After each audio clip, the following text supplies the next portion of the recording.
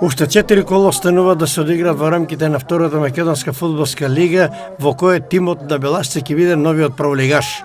Струмичани се први со 52 бода, пред второто сраниот Борец кој има 44 и Брегалница која е трета има 43 бода.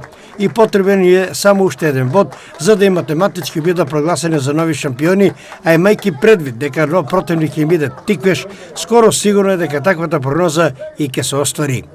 Брегалница ќе има тешко гостување кај Кожув, а симптоматично е тоа што главен судеј ќе биде Игор Иванов од Велес, а тимот на Борец ќе биде домаќин на Плачковица.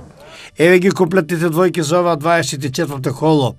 Борец Плачковица, победа во Ландово Осогово, Кожув Брегалница и Тиквеш Беласица.